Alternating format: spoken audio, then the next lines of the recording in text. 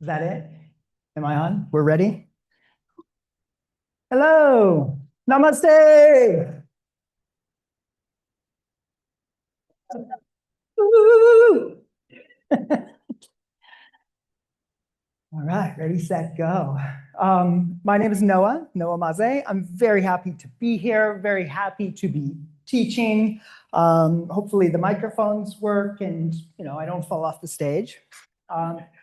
I'm the kickoff teacher for this class, and at a certain point I'll get a signal or they'll just kind of pull me from the stage and I will pass the microphones to Desiree, and she will be brilliant and awesome and beautiful, and then she will pass the microphones to Suzanne, who will be funny and articulate and answer the existential questions.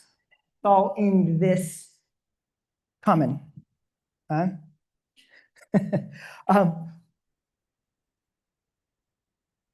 think it was Carlos that said this feels like a family reunion.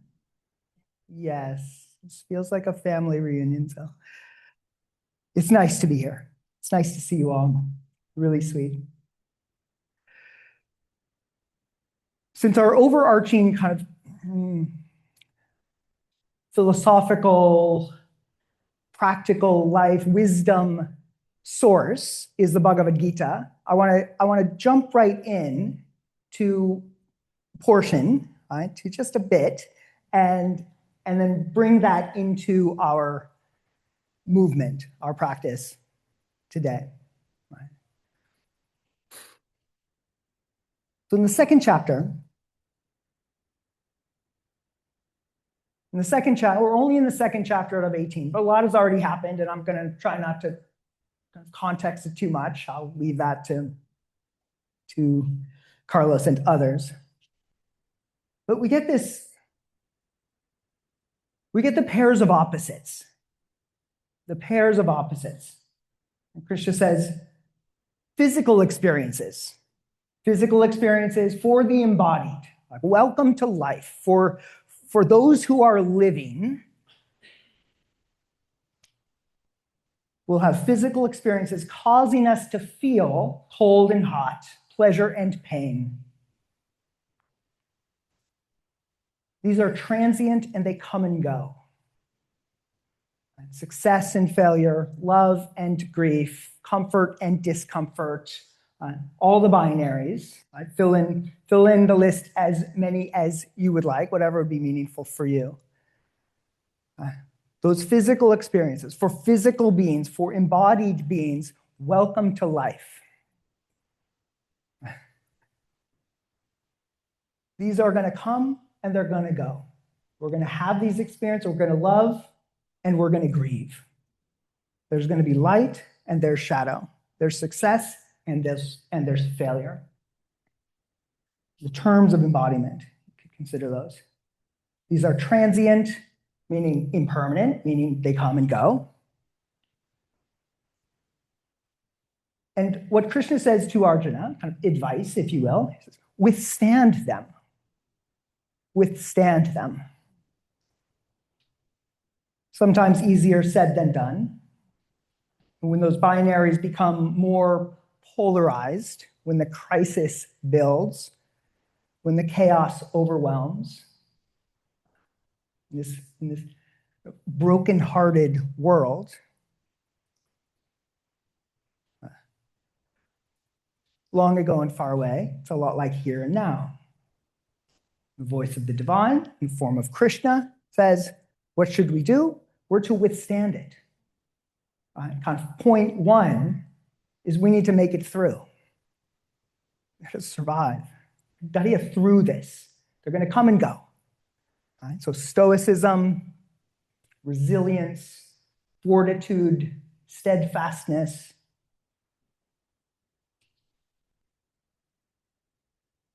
We need the resources to be able to withstand the storm, to stand in the storm, sometimes to retreat and take refuge from the storm, not to really escape, because where would you really go? Right? But we need refuge so that we can stand in the storm again. So this is a refuge for us. This is a refuge for us in the storm, so that we may go back out into that storm and withstand it. The wise person for whom these pairs of opposites do not oppress. You're a wise person if these terms of embodiment, these pairs of opposites, don't oppress you. They'll affect us, but we can choose. We have choice. You can choose how much they oppress you. Your attitude, your state is for you to choose. So the wise person whom they do not oppress, steady in pain and pleasure. Steady. Is prepared for immortality. Now, Krishna uses one of the names of the epithets of Arjuna, that here Douglas Brooks translates that to bull among men. Parusha Rishabha. Parusha Rishabha. So Parusha is probably a familiar term to many. Person, Rishabha, bull. So we need to be able to withstand the pairs of opposites, to stand in the storm, to stand in yoga. We need to be like a bull among people, among humans. So not a bull among creatures. So it's not pashu, it's not creatureliness, because there's lots of buffalo stories. There's lots of demons in the form of buffalo. We'll tell those stories at a different time, right? But a bull or a buffalo could be demonic, right? That steadiness that is kind of stagnant, closed-minded, not growing, not changing. So what would be to be a bull or a buffalo in the sense that Krishna is advising Arjuna? To not be a buffalo demon, but to be like a bull among humans. Steadfast, anchored. This class is called Anchored in Presence. Anchored.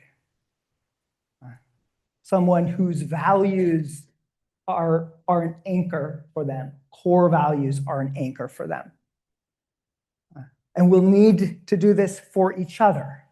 The very context, the story of the Gita is that Arjuna, who is like a bull among men, has completely broken down and become overwhelmed with grief. A full meltdown. Conveniently, he's got Krishna in his chariot. So point 2 is make sure you have Krishna in your chariot so that when you break down, you got Krishna. Krishna on your team. That's a good one. Because we'll need to do this for each other, because we'll all reach those points of I can't do it. The storm is too much. And we'll need to retreat. We'll need refuge. We'll need community. We need to resist isolation, because that's what the demons want, for us to be isolated. We need to resist isolation. And do this for each other, take turns standing in that storm. So when you feel strong, you stand in that storm for others who aren't strong. And when they're strong, they stand in that storm for you.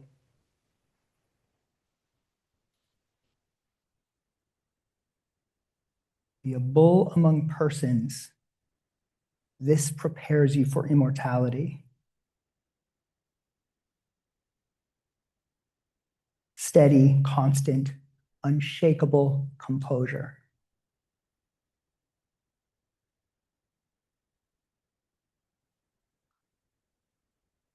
Close your eyes for a moment.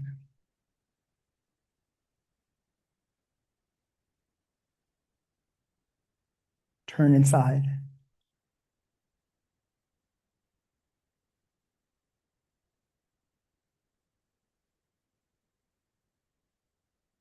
in your breath, in your body, your heart, in your mind, in your voice.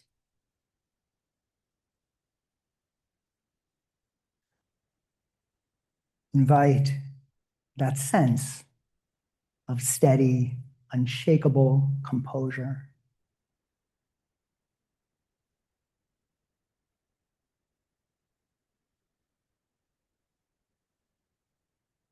Hot and cold, comfort and discomfort, pleasure and pain, success and failure will come and will go.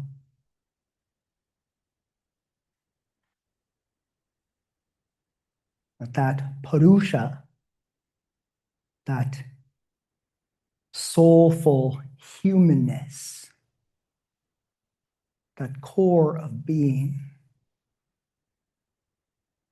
we need that. We need that resource, that self, that presence. And that's a resource that we tap, that we cultivate, that we grow, that we invest in, that we expand. Because there are times that we need it. We need it. We need you. We need each other.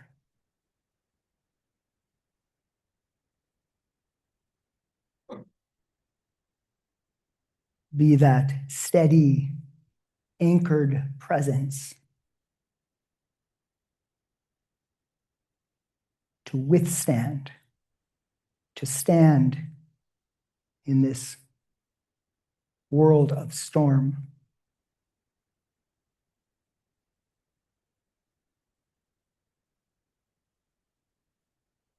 Let your eyes softly open. And come into downward facing dog, please. Adho Mukha Svanasana.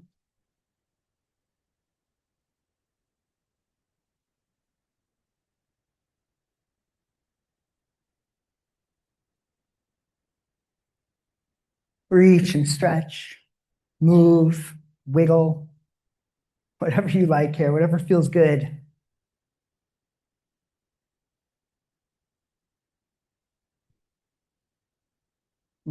Expand your breath. Breathe into your pose. Breathe into those tight places. And spread your fingers, spread your toes, engage your muscles. Make those neural motor connections start to juice up the muscle fibers. Lift your kneecaps, pull up the fronts of your thighs, press back. Press the fronts of your thighs into the backs of your thighs.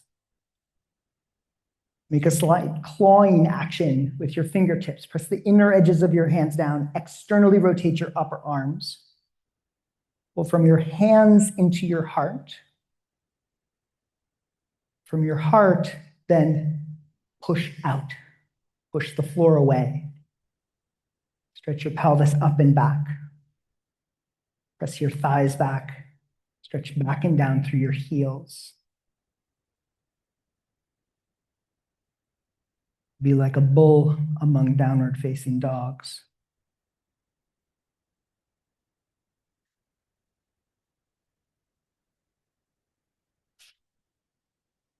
And let your outer form become more and more steady.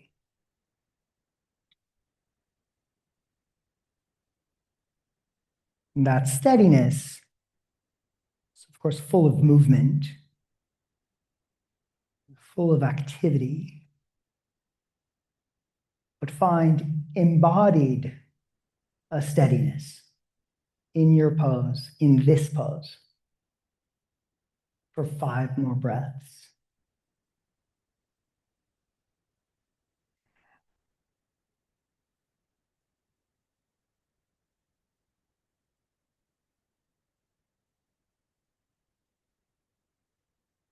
Use the steadiness of your pose, itself an anchor, to give your awareness, your mind, a sense of anchoring. With your next exhalation, walk your feet towards your hands. Uttanasana. Feet can be hip width apart or wider. Could be mat width apart. Lift your toes. Spread your toes. Press equal weight, even weight through the inner edges of your feet to the outer edges of your feet. Press the mounds of your big toes down. Press your inner heels down. Press the mounds of your pinky toes down. Stretch back and press down through your outer heels. Anchor the four corners of each foot. Broaden across the ball of your foot. Spread your toes. Put your toes down. From that conscious presence in your feet, that clarity of foundation at the base of your pose, feel what's happening with your legs.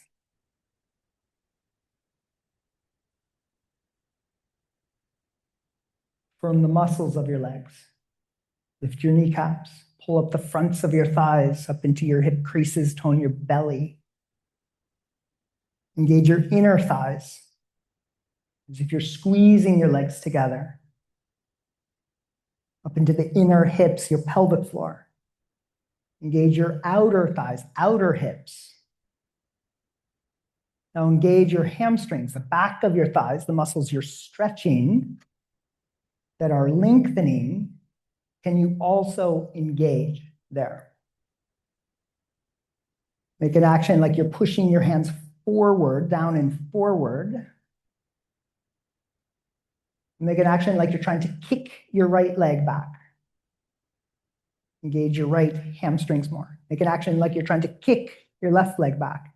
Engage your left hamstrings more. Move your shoulder blades away from your ears. Soften your eyes. Soften your face. Expand your breath. Find a steadiness in your form, an embodied steadiness, an anchored presence here in this pose for 5 more breaths.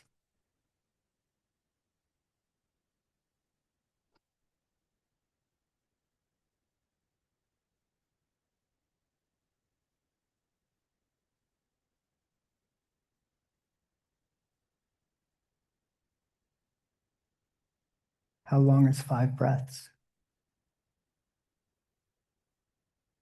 I guess who's breathing? Hummingbird breaths? Blue whale breaths? Make your legs and your core even stronger. Bring your hands to the sides of your pelvis. Roll your shoulders back. Move your shoulder blades away from your ears. Take your palate back. And as you inhale, come up to standing. Stand, Tadasana. Hello, testing. Stand, Tadasana, feet hip width apart. Hello, it's me. Feet hip width apart or closer, all the way together if you like. Look down at your feet. Lift your toes. Now, 1 foot at a time. Let's do this just with the right foot. Lift your right foot except for the mound of your right big toe. Just become more specific there. Press down, anchor down, the mound of your right big toe. Keep that anchored. Stretch your inner heel back and put it down. Cross your right foot to the mound of the pinky toe. Put that down. From the mound of the pinky toe, feel like you're pulling back through the outer edge of your foot. Press your outer right heel down. Anchor. Lean the weight more to the right leg. Lift your left foot off the floor except for the mound of your left big toe. Anchor. Pull from the mound of the left big toe to the inner heel. Anchor the inner heel. Lift the arch of the foot. Go diagonally across the foot to the mound of the pinky toe. Now stretch back through the outer edge of the foot, the outer heel. Spread your toes, put your toes down. Look forward. Stand like a mountain among humans.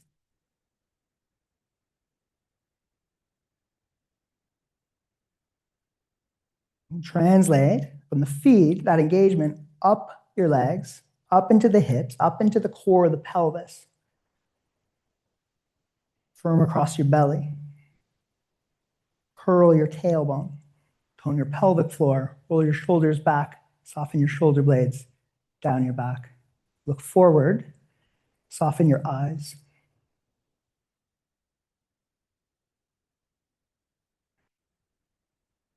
Anchor your presence.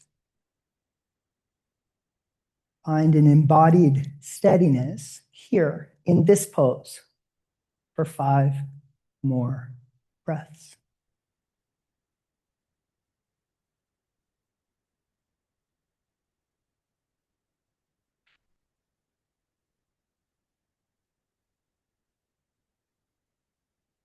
Now, sweetly and carefully reach out.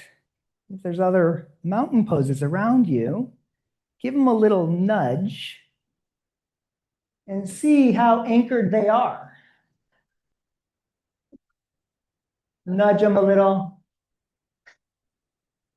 Lower your arms. Inhale, reach up, stretch up. Exhale, hinge at your hip creases. Hold forward, flex your spine, touch the floor.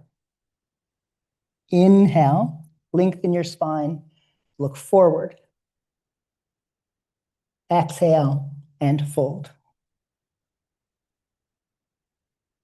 Again, as you inhale, come up part way, straighten your elbows, come to the tips of your fingers or hands to shins even, lengthen. Exhale and fold. One more time. Inhale, come up part way, lengthen. Now keep your right foot anchored. Step your left leg back, lunge. Bend your right knee over your right ankle. And then bend your left knee to the floor.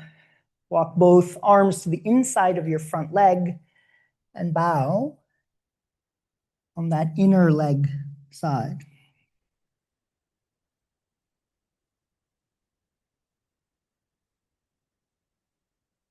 Invite some movement here, maybe a little side to side. Explore into those hips.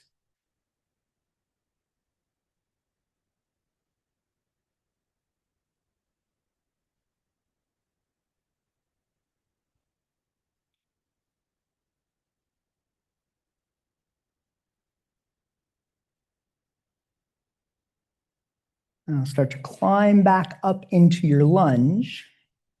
Frame the front leg. Inhale here. Step your left leg forward. Uttanasana, half lift. Inhale, lift up part way. Keep your left foot anchored. Step your right leg back, lunge. Bring your right knee down to the floor. Walk your torso a bit to your right. Bow to the inside of your left leg.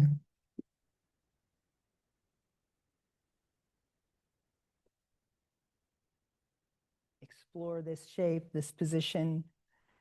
Invite some movement. Breathe into those spaces.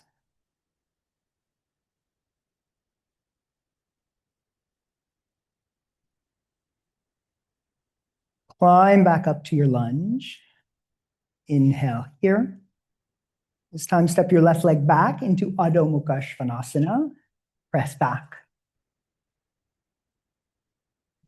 Spread your fingers, spread your toes, lift your kneecaps, firm the muscles. And then push, reach, stretch, and expand. Keep your feet where they are. Walk your hands back toward your feet. So now Uttanasana at the back of your mat. Look at your feet. Lift your toes.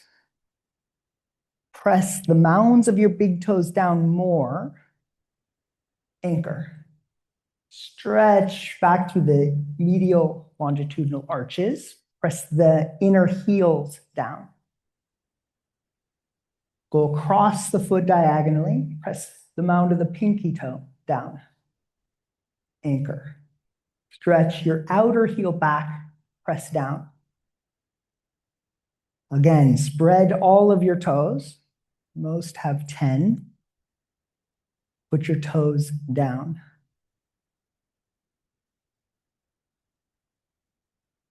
From the muscles of your legs, all the way up to the pelvis, up into the deep core, the focal point. Move your shoulder blades away from your ears.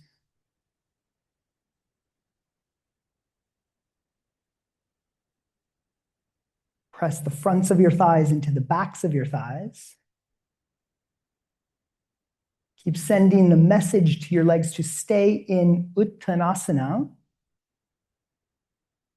Come up part way, straighten your elbows, lengthen. Now tell the legs to keep you in Uttanasana, and tell your hands to start to walk forward, itsy bitsy spider, and to pull you into Adho Mukha Svanasana, like a tug of war. The legs say, no, stay in Uttanasana, press your thighs back, anchor your feet down. The arms say, no, let's go to Adho Mukha Svanasana. Go this way, stretch lung this way. So you can get the sense of loading your legs more. Make this a leg pose in downward facing dog.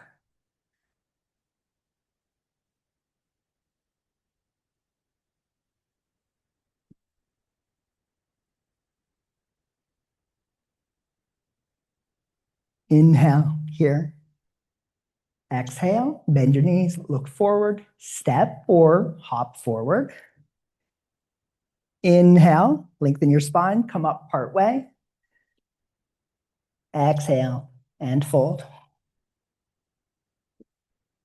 Inhale, stand up, reach up, look up. Exhale, lower your arms, stand, Tadasana. Re-anchor your feet consciously. Set your foundation. From this distribution of weight on two legs, shift your weight to your left leg. Vrikshasana, tree pose. Turn your right leg out. Bring your right foot up. And your right foot to your upper inner left thigh or inner left calf. Press foot to inner leg to foot, hands to Anjali Mudra.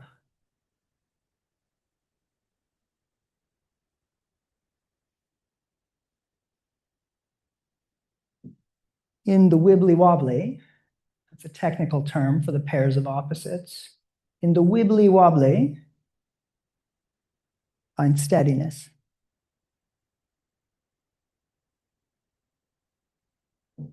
In the wavering, sometimes we'll fall. Try again.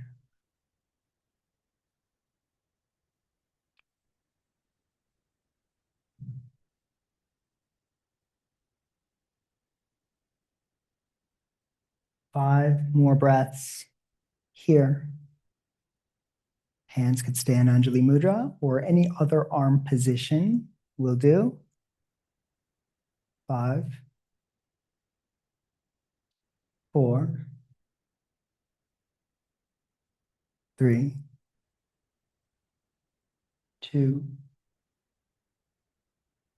1. Exhale, lower your arms, lower your right foot. Recreate Tadasana, starting at the base of your pose. Anchor at the base, set your foundation. Expand your breath.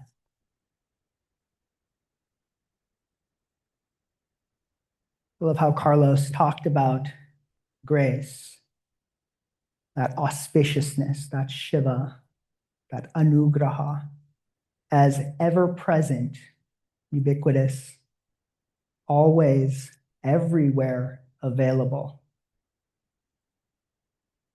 It's not a question of is there grace or not, but rather, are we open to grace or not? Are we listening?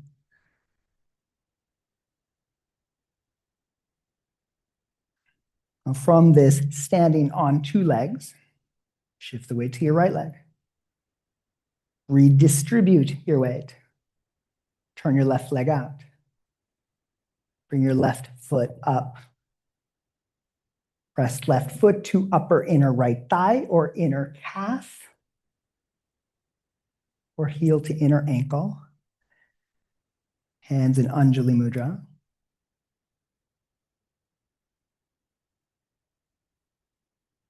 Cultivate steadiness. Now, in those times of great wibbly wobbliness, you could even reach out and help someone. Reach out and help them or nudge them. Nudging them gives them an opportunity to cultivate steadiness in those pairs of opposites. Lengthen your tailbone, curl your tailbone, firm your belly, soften your eyes, soften your face. Hold for 5, 4, 3, 2, 1. Exhale, arms down, leg down. Stand Tadasana. Again, set your foundation. Recreate. Start at the base of the pose. Work up. Inhale, reach up, stretch up. Exhale and fold. Inhale, lengthen your spine, come up part way. Keep your right foot anchored. Step your left leg back, lunge. Bend your right knee over your right ankle. Put your mind into your back leg. Make that leg strong and steady. Engage up into your pelvis, up into your core. Bring your hands on your front thigh. Lift your torso. From your inner thighs, hug in. From your outer hips, push out. Pull the right foot back, left foot forward isometrically. Curl your tailbone, come more upright in your torso. Externally rotate your arms, reach up, stretch up. Bounce a little. Dynamic movement here. Now hold. Hold. Steady. 5.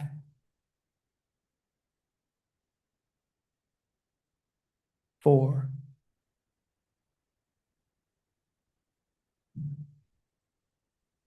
3. I'm on the counting thing because I did do all those sound checks. 2. 1. Inhale. Exhale, hands down. Step back, downward facing dog.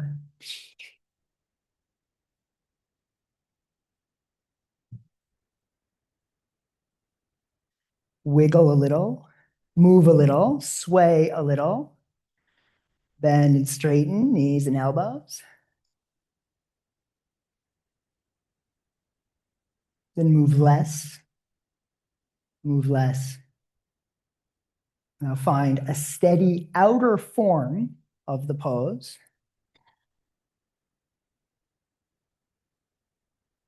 Knowing that while it might look like you're quite still in the pose, there's lots of things happening. Attend to all of those things happening. Muscular energy, organic energy, breath, listening, receptivity, open to grace, spiraling, looping.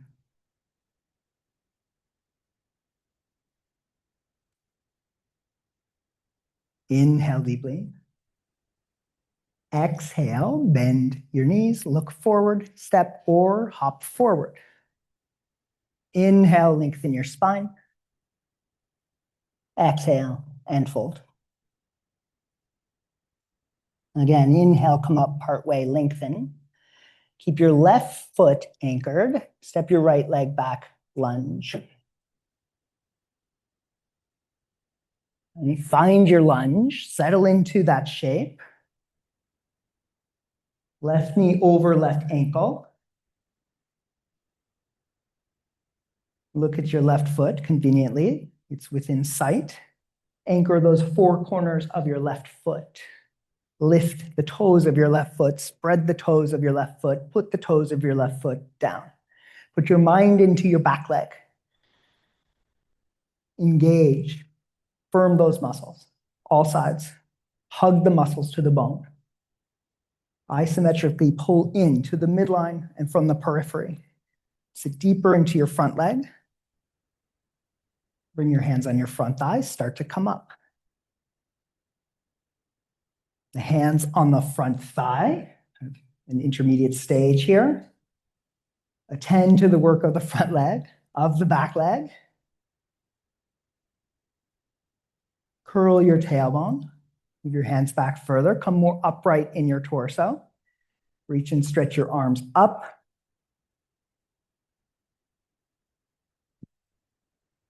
We'll find a little movement here. Bounce a little.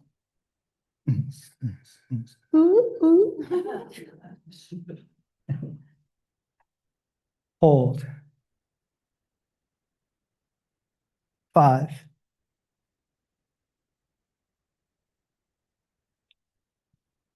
4.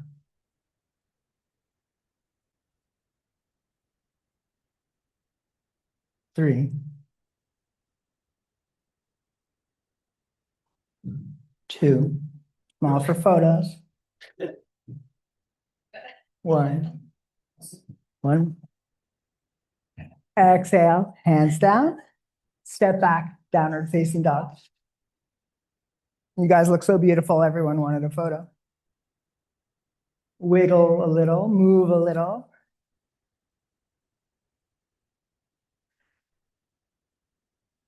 And then move less. Then move less. And find a more and more steady form of Adho Mukha Svanasana.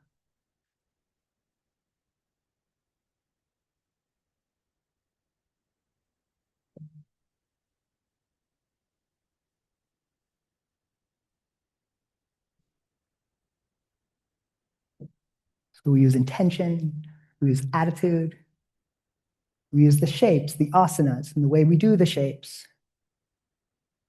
that are meaningful in and of themselves, that are also ways to invest more in our capacity, to be an anchor, a presence, like a bull among humans. Inhale deeply. Exhale, bend your knees, look forward, step forward, lightly hop forward. Inhale, come up partway, lengthen. Exhale and fold. Inhale, stand up, reach up, look up. Exhale, lower your arms, gaze forward. Bring your hands to the sides of your pelvis. Shift the weight to your right leg. Bend your left knee slightly just to take the left foot off the floor. So not for tree pose this time, but presently in a slow step back lunge, firm across your belly. Invest in that steadiness of the standing leg. Stabilize in all the wibbly wobbly pairs of opposites. And start to bend your right knee. Reach and stretch your left leg back. Slow. Slow as molasses in the winter. step back lunge. And once you've stepped back, once you have touched down, right, refine, make any adjustments. Take your arms out to the sides, externally rotate the upper arms, reach up, stretch up. Focus on the inseam of the legs, right? The inner thighs, squeeze in. From the feet, pull in, like you're rising up, like you could leap into the air. But for our purposes, just so, no need to leap.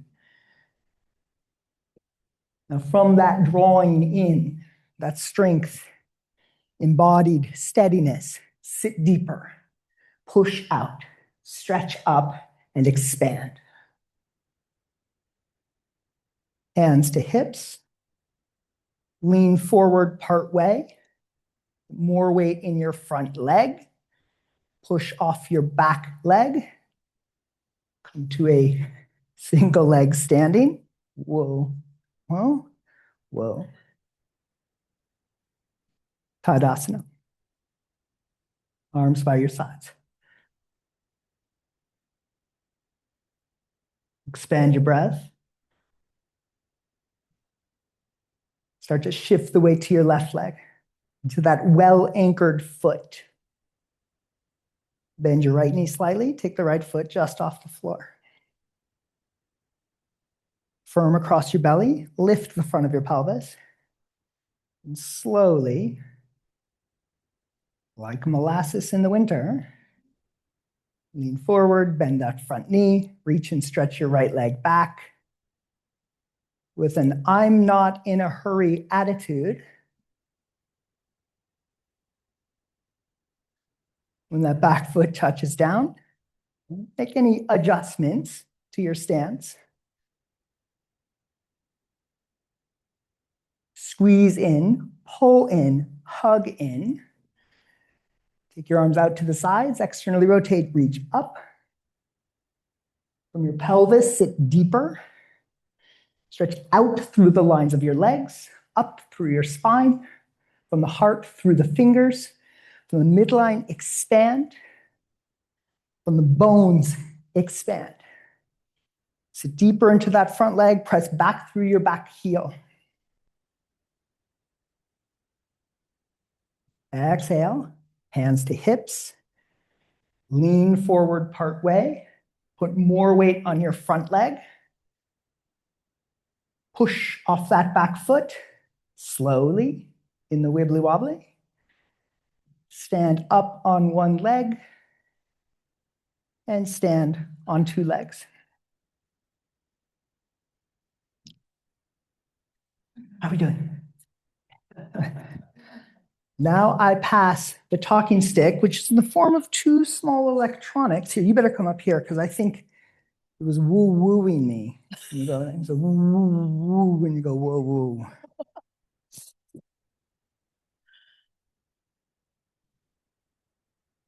Will you count five more breaths for my poses? What is this supposed to go on the inside? The thing, the round thing. Yeah, the round behind. Oh, I can hear it. Yeah. Put my hands. Not my mind, so I shouldn't sit up in it.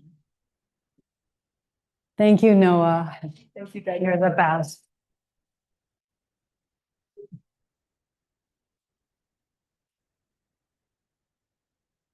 He has like a hypnotic voice telling you 5 more breaths. And when he's doing that, I'm thinking, I just can't fall over. Thank you so much for holding me up. And his message is, the message about the Bhagavad Gita was exactly on point with what I've been thinking about, the pairs of opposites, that we prefer perfect weather.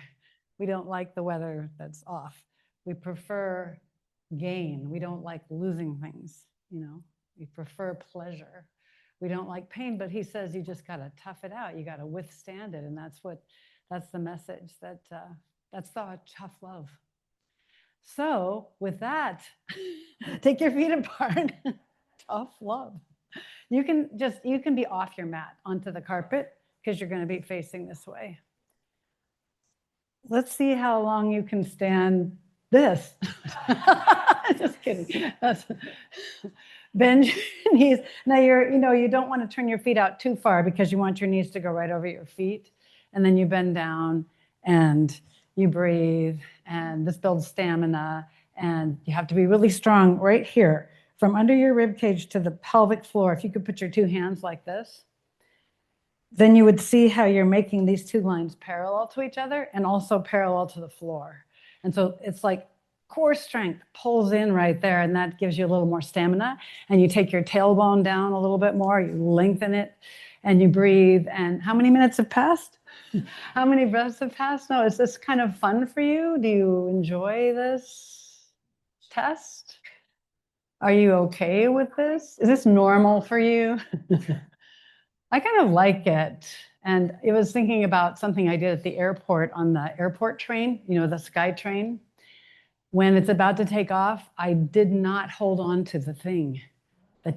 I just went like that. And I found my inner strength with my tailbone like this, except for when they put the brakes on. Okay, good, you can stand up. Could I have just talked a little bit longer and you'd been okay? No, just kidding. Bring your feet a little bit closer together now on your mat.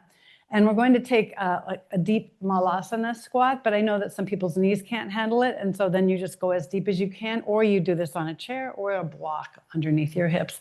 So I always remember my little inner strength and pull into that, like it squishes in together.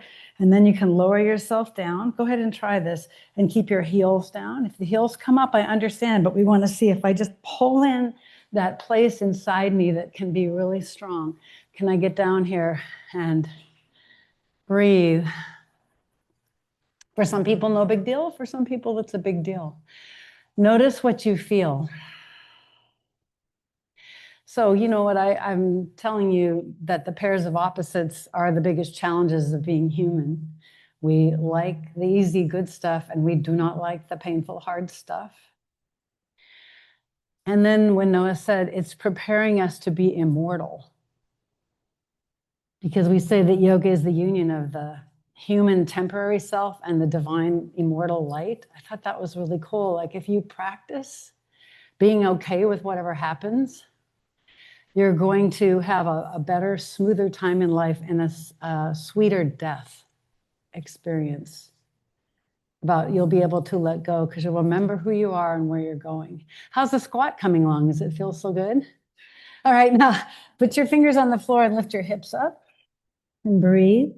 And remember when you're in standing forward bend to pull in that place we were doing with our hands, that inner strength, pull into your low belly, pull in your rib cage, take your tailbone down and firm your outer hips and breathe. Okay, awesome. Come up slowly. And if you were squatting and your feet were turned out, I want you to intentionally try to squat with your feet turned straight forward like this. So the knees are going to go out. And the strength is still going to be right here, but we're going to just try and see if our heels have to come up, so they have to come up. So we're coming down with the feet more straight forward now, and we're lowering our hips, and we're pulling in this belly part, and we're taking the tailbone down, and we're saying, can I do that? Yeah. So for some people, this is a huge challenge. Your knees and your thighs still have to go wider, but the strength is in you. That's what we want to see. Yeah. It's great. If you put your head down now and your arms, hands down on the floor, and if you lean forward more and your heels come up a little bit, that's okay. Breathe and feel what's happening to your back and your neck and your mid back and your lower back. See where you're tight and what you can stretch. Mm-hmm. Open your thighs and knees a little bit wider and try to bring the whole spine forward more. So your head is going down toward the floor.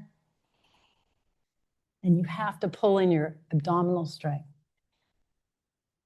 And then lift your hips up, back into Uttanasana, and keep the abdominal strength while you're doing this forward bend. And see if you can breathe there.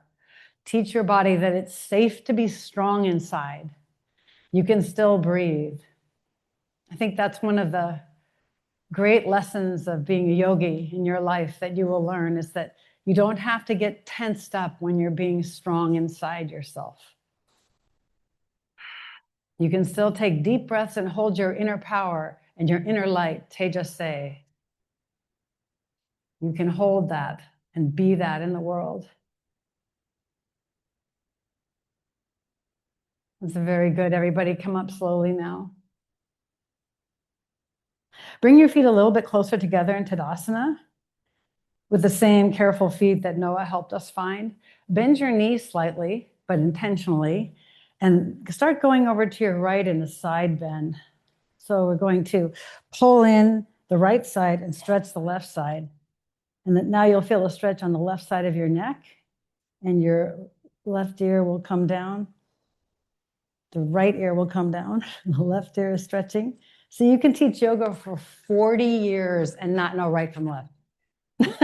You can do that. Okay, take your left arm across and then see what it feels like to stretch the outer shoulder and the side of the shoulder blade as you bring the arm up, and then reach out from here, from the shoulder blade. And with your other hand, hold on to your forearm and pull. So we're working on a side bend for your spine, and we're working on a little shoulder stretch and also a little neck stretch, and you're breathing. And then you can release it and come back up. Awesome. Let's go the other way. Let's see what this side of the neck is doing. The right side of the neck, the right side of the waist, and the left side is pulling in.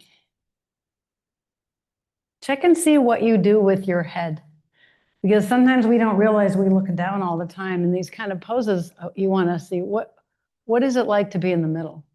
So we're talking about equanimity. This is a different place. And then you take your right arm across. To me, equanimity means it's okay. I will adapt to whatever's happening. It's not my preference, but I will learn how to let go of some of my grip on having to control everything. Can you open up? Because things aren't going the way I thought they would be going. How much can you open that tightness in your shoulder and pull on your arm? And how much can you bring in your left waist and stretch your right waist? And then release and come back up.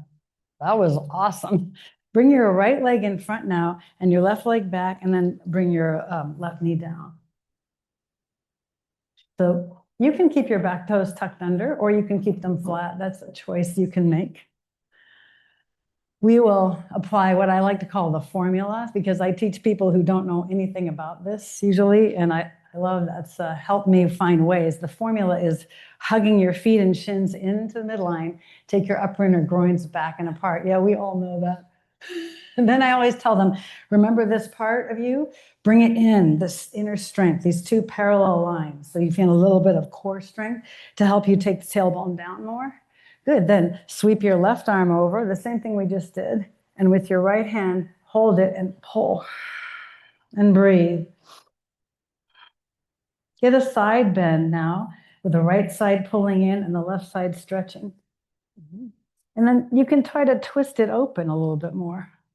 So your spine really, I hope, is loving this movement.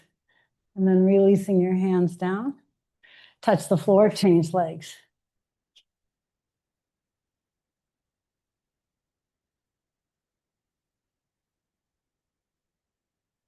So the formula, don't leave home without it. Does help, doesn't it? You really got to do the work. Squeezing into the midline makes the inner thighs all very strong. Taking the upper inner groins back and apart.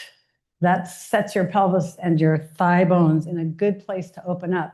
Then abducting, pushing your legs away from each other, back and apart. Then find out what happened here, because sometimes we lose this inner strength. So pull it in and take your tailbone down. Then sweeping your right arm across. With your left hand, you reach up and pull. And you breathe and you get that side stretch again. And also this shoulder, really interested in your shoulder and your neck position. And you breathe.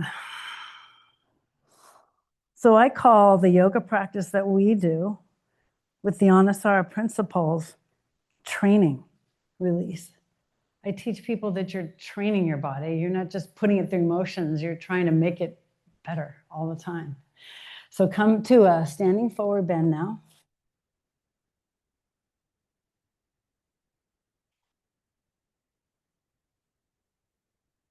And pull in that place of strength inside of you but keep breathing deeply and fully while you're doing it. Challenge yourself to pull in the abdominals more and still breathe deeply and fully. Okay. Excellent. Come on up. Now this one, since I'm standing here, you probably still want to be looking up here, but can you step wide again? I'm not sure how this is going to work. I might want you on your mat because I want to do the feet and shins in formula, the groins back and apart, and the pulling in of the belly and a bending forward. Then I want to start going like this. You be okay on the carpet? I think so. Okay, so stagger a little bit. You know what carpet does for you in yoga? It makes you work harder. Why don't we get some wax paper? That will really make us strong. No, but it's true. We know that the harder times we go through in life, the stronger we can become if we use it like that. And that's the teachings of the Bhagavad Gita for sure. So you hug your feet and shins into the midline and you take your groins back. Then the apart piece, you actually abduct and push your feet apart and you can feel your outer hips working. Then you pull in this part here so it's strong and take your tailbone down. The reason I do this is because when I say take your tailbone down, this doesn't necessarily happen to everybody. Would you agree? This part? So I remind everybody, this is supposed to happen when your tailbone comes down. Then bend your right leg and see how that feels to the inner left thigh. Yeah. And are you still keeping all the strength? And then go to the other side. Because if you really could keep that strength and breathe, I think that you would feel a little bit safer being down low and going from side to side. That's what we're doing. Let's everybody go over to the right. This is like a wave. And then everybody go to the left. You guys are awesome. Go to the right. And go to the left. I wish I had a drone, like an aerial view of you. And go to the right. And then go to the left. How low can you go? How low? Yeah, you don't have to impress me. You just have to take care of your inner thighs and your knees. But I think that this stuff is really good for you. Don't you think it's really good for you? There is a big stretch there. And we're up for the challenge. And those who are up higher here, they're doing what they can do. Okay, let's all bring it back to center and turn it into Prasarita Padottanasana. So squeeze feet and shins in, take your groins back, and then apart, tear the mat apart with your feet, pull in your inner strength, your inner light, and breathe. And stay here. And breathe. Use your abdominal strength to fold a little bit deeper, closer, coming in more, like bringing your arms and your head a little bit farther through. If you've not been used to using the abdominal strength to help you forward fold, try it and see if you feel what I do. It's a very powerful helper. And then you can put your hands up on your waist. And as you come up, don't forget that important little part of your inner strength that you're training. Take your tailbone down and then come on up and walk your feet in.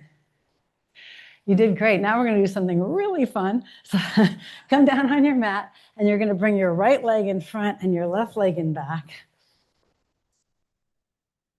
This is called 90-90.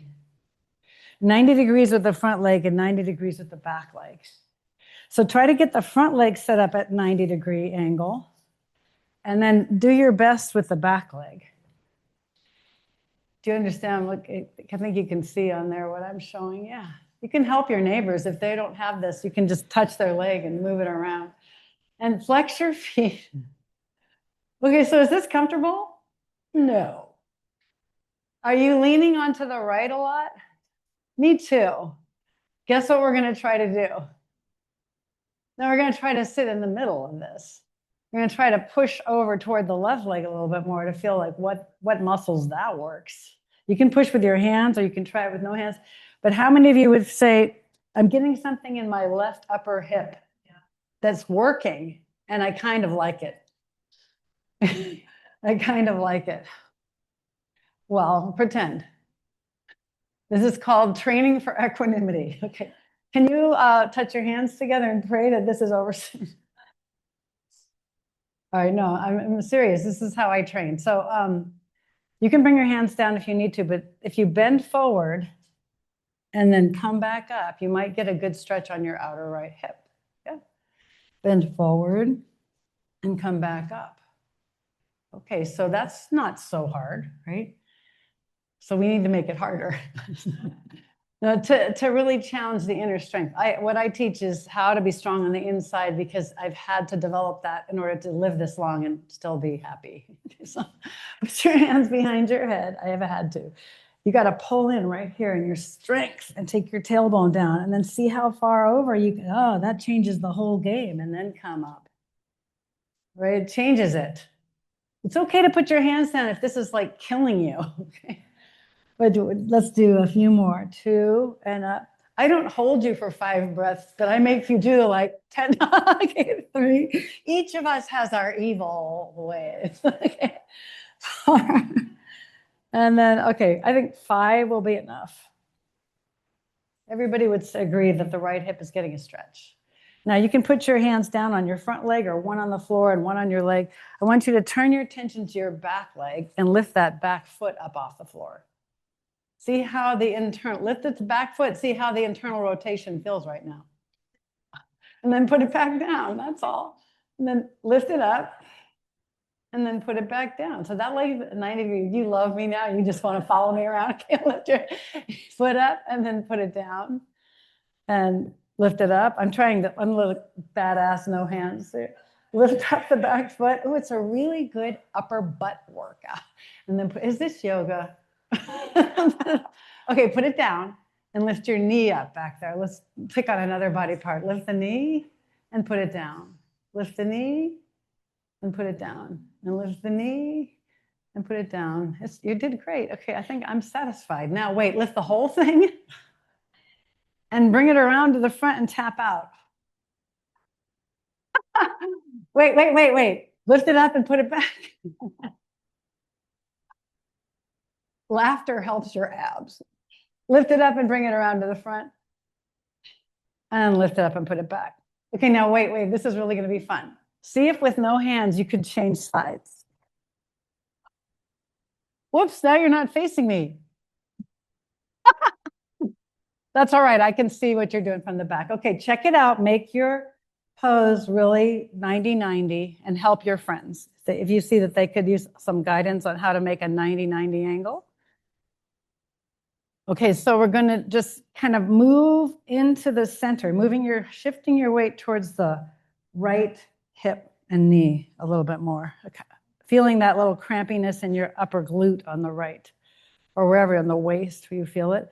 And now we're going to bow forward. So you can keep your hands on the floor or put your hands behind your head and use your inner strength, that place I told you about in the beginning, to hold there and then go down and up.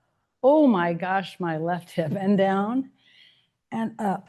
Just notice. You can notice what's going on and keep working to make it feel better anyway, or to keep working to strengthen it. That's very good, everybody. You're training yourself to withstand the hard times and stay in a balanced place and withstand what happens. All right, now it's time to pick on the back foot. So lift the back foot up and then put it down.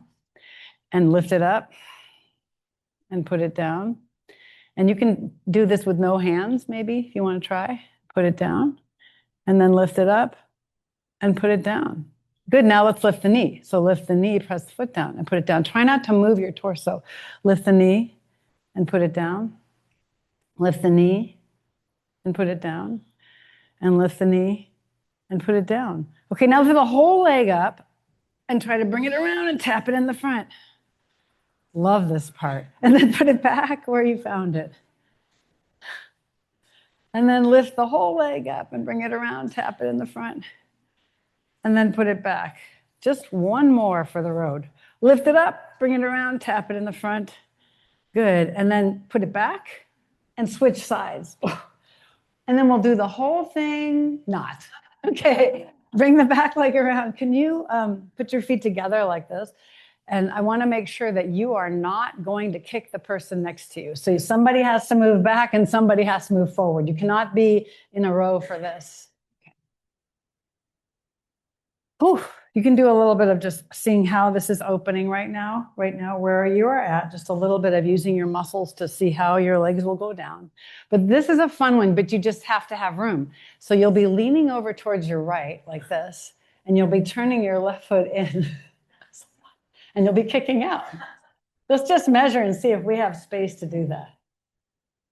Okay, and then bring it around. Again, is this yoga? Okay, lean. I think I'm in the wrong class. And then kick out.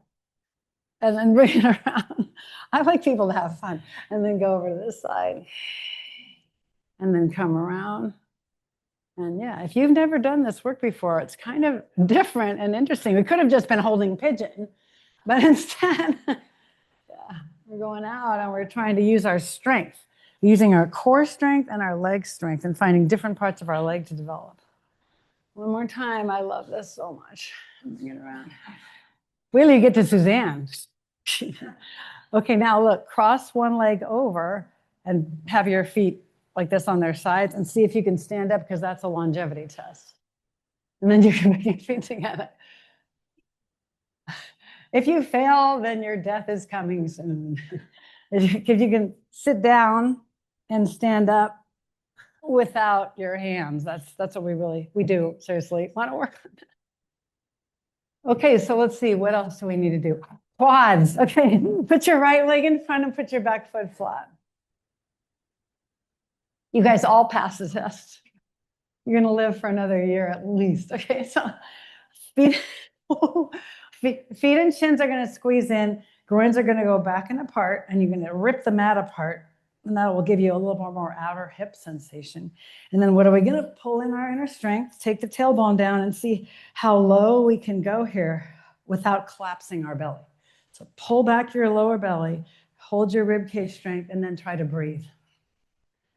Okay, now if you really want to get this quad to stretch back here, this left leg, you got to keep your inner strength, keep your tailbone down, and lengthen through each vertebrae, starting with the bottom one and counting them all through the top one, holding your neck strong. And as you get back here, you can see how this is going to really help you open up that quadricep. And you can take a deeper bend, check your belly strength, check your tailbone. And if you want to, take your arms overhead with an external rotation and a wide upper back and stretch out from the core of your pelvis through your whole spine, through your arms, and then come back to center. Gorgeous. Other side. What I love is some people would think this was torture. And we love the sensation of being stretched to our maximum. It's true. But we do it with safety and breath. And that's important. So your back foot is flat. You hug into the midline, take your groins back, and then you try to take your foot and your back leg, lower leg apart from each other to make room for this tailbone to drop down and this front body to get strong. And then you go. If you do all those things, you're creating a training for your body to feel safe, to want to open. And then from the bottom, the lowest vertebra, each one of them has to learn how to lengthen upward and work through your whole spine. And it's really tempting to skip over one of them. But if you can really discipline yourself, I'm with my hand, I might move up here and I might feel they're all moving up. Wow, what a quadricep stretch that is. Externally rotating the arms and broadening your upper back, you trust that you will always be supported in this life. Your heart and chest can go back a little bit with faith and trust that no matter what happens, you will find the flow is on your side, and then you come back down. That's great. Step back to child's pose with your fingertips walking out in front of you, and breathe. Big, deep breaths. And then come back up and bring your right leg in front and your right hand behind your head. So right leg's in front. You can tuck your left toes under and you've got your right hand on your head. The elbow being bent with the hand on your head will help you learn how to make your whole rib cage turn. So touch your right elbow towards your left elbow rounding into your core strength, and then pushing down through your left hand, start to turn into a twist. But you'll notice that you have to work hard from that core strength I was talking about in order to go farther here. In order to get your elbow to go back farther, you have to incorporate core strength to go farther. And then close the right elbow to the left elbow. Pushing down through the left hand, open the right elbow. Go deeper into the core strength and the lengthening of the tailbone and turn. The more you want to turn and feel freedom, the more strength you have to find inside yourself. And then you can finally even stretch your right arm up, press your left fingers down, and breathe as you draw the bottom tips of your shoulder blades into the back of your heart. And maybe you express a little bit more heart opening with a strong neck and trust and faith that everything will be fine, and then bring it down to a close. Try the other side. The body and mind are so connected. That's why I love the Hatha yoga practice. I feel like I'm giving myself this reminder without lecturing myself. So you put the right hand down, left hand on the back of your head. I'm teaching my body how to feel things. So you squeeze feet and shins in, you take groins back, you take the tailbone down, you pull in the core strength, and then let's bow in and bring the left elbow toward the right elbow. And then let's open and push down through the right hand. And you might notice that one side is easier to twist on, but where you look for relief is inside yourself. And again, touch the elbows toward each other and then turn. That's the second one. We're going to do one more. Touch your elbows toward each other. And then when you come back up to the twist, push down through your right arm. Now, check and see, did you get both shoulders to go back a little bit? Can you move through the spine in a little bit more of a back bend? Can you squeeze the bottom tip of the shoulder blades in toward each other and open your heart in a bit more radiant expression? And then finally extend the arm and breathe. You put yourself in a vulnerable situation, but you feel so strong inside that you know that you will be okay. And then you bring your arms down. That was lovely. And coming down, we'll switch legs and bring the right leg in front. We have time for one more thing to do. One more thing, okay. No, it's like your body is all the different parts of it. You give it so much love and attention. You squeeze your feet and shins into the midline. You take your groins back and apart. And you tear the mat apart with your knee and your front heel, and you see if you can make your sit bones go wide, and maybe you sit back a little bit to see if you can stretch different parts of your hamstring. So if you look on the screen, you can see I'm turning the whole right leg in and then leaning my right hip over to the right more. Yeah, sitting back. Yeah. Great, and then come back to center. Some of you can go a little farther. You might want to try just going out a little farther, but when you go out on a bigger limb like this, get it? You have to pull in more in your core. Squeeze feet and shins into the midline, turn the right leg in and lean the whole right leg out to the side, way out to the side. Yeah, you got to exaggerate that. And then you can come back to the center. And some of you want to go a little bit farther. I encourage that if you can safely. And one more time, you hug into the midline, you widen the space between the sit bones, you pull in the core strength to give you the power to come back to center. And some of you might even touch the ground, but it doesn't matter. We're all working safely together. Nice. Let's switch legs.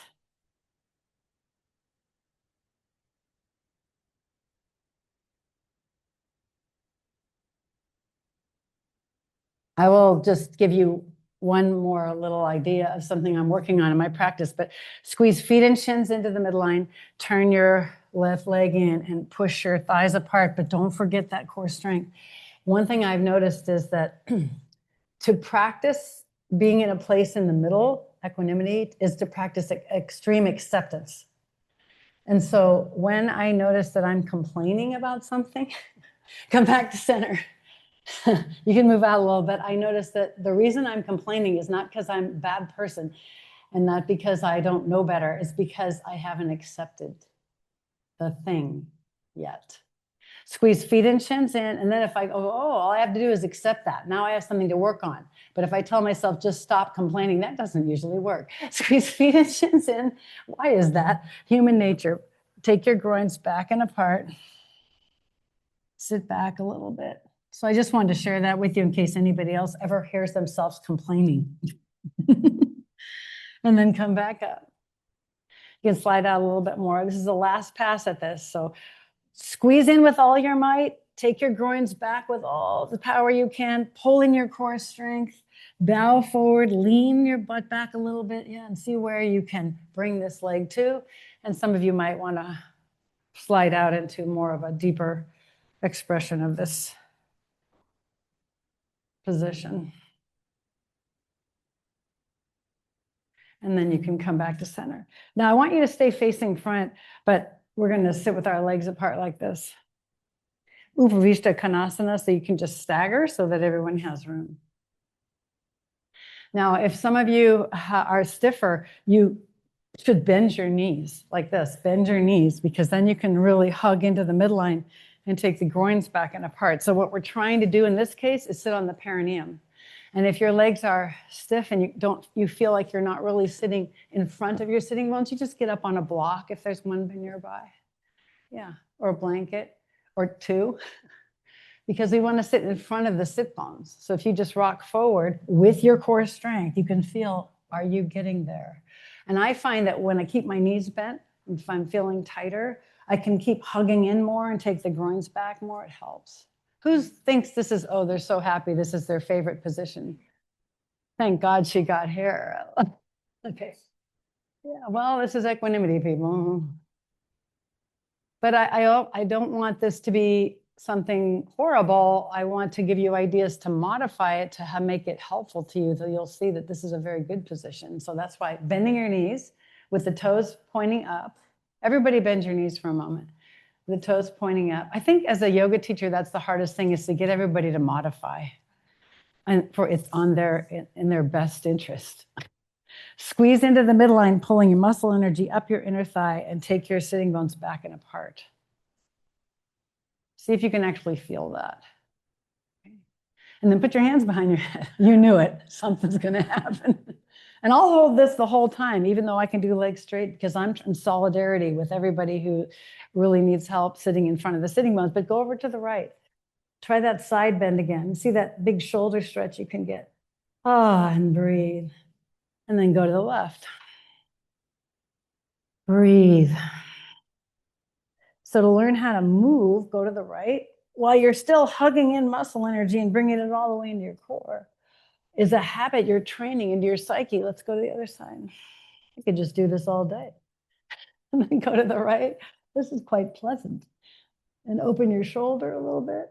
And then go to the other side. See, when your hands are behind your head, and then you try to open your shoulders, that feels really different than if you could have this big hand flying, right? So I like the hand behind the head. One more time, because this is so fun. And then the other side. Whew. And up you come. Turn to face your right leg and pull into your core and twist your chest towards your knee. I'm still working with bent knees, so pulling in that inner strength all the time from the ground, from the earth, and then breathing and turning and picturing what's happening inside yourself. Good. Now come back up and try the other side.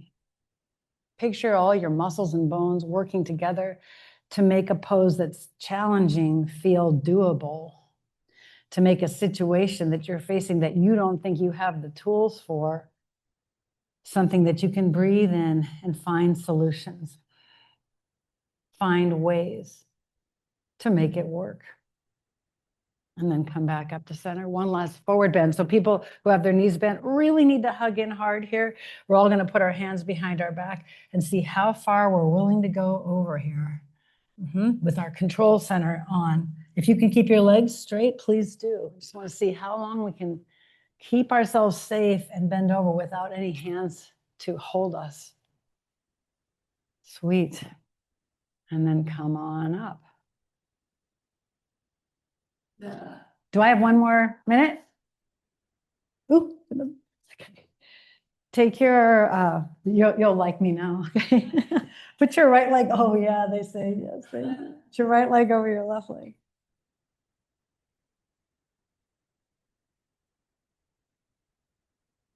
So if you keep your feet really flexed, you can use your hands to help your legs come in closer to your chest, the Suchirandrasana. But it's interesting since you're studying the formula, feet and shins are hugging to the midline to make the inner thighs strong. And then your outer thighs are be able to abduct and go apart from each other. And then your strong inner core strength, that abdominal strength, and your tailbone come in there. And then I would like you to bring your right leg closest to your chest as you possibly can and lift your head up off the floor. Lift your head, yeah, so you can look in there and you can see what's happening. And I just want to see what happens to you when you take your hands away. And you try to do this with your core strength, with your head up off the floor, and you feel, the center of me is so connected and so strong that whatever happens with the outside, I can open up, I can not have to protect, and then come back down and change to the other side. So to be able to let go of the fear of the unknown and the not controllable, we hug the feet and shins into the midline, we widen the sitting bones back and apart. We find that core strength in our abdominals. We lengthen through the tailbone, and then we bring, with our hands, we bring the left leg in closer to the chest, and we lift our head. Lifting your head, you can lift it and look up. You can see, how can I keep this here if I take my hands away? And breathe through it. The light in you will never go out if you are constantly training it to stay lit and strong.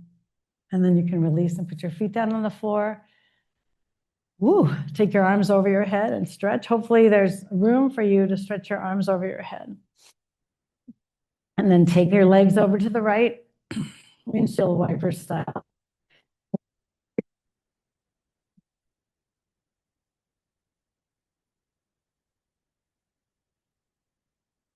Be active in this stretch.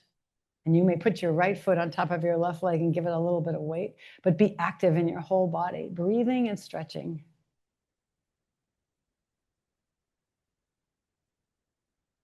And then you can come back to center and try the other side.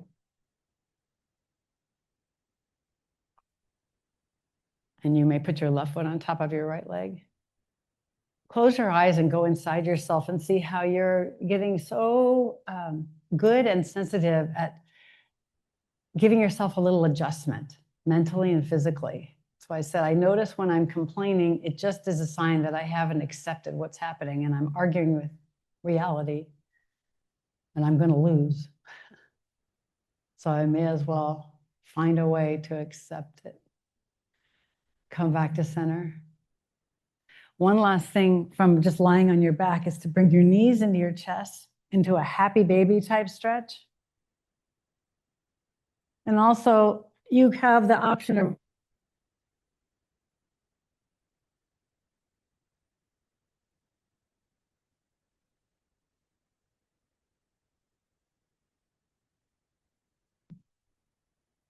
some of you can go all the way over there and put your feet on the floor. Some of you are better off with a happy baby type stretch right now, but just get in touch with what your back feels like and your core strength, how it helps. Yeah. And then slowly, slowly roll down, one vertebra at a time.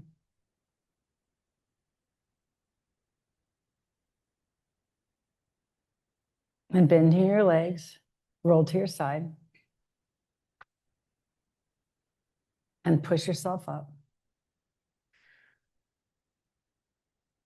And I'm going to turn you over to my friend Suzanne. Yay!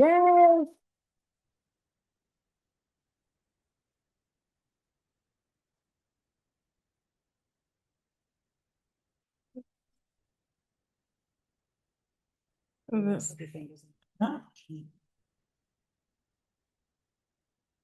I doing this right?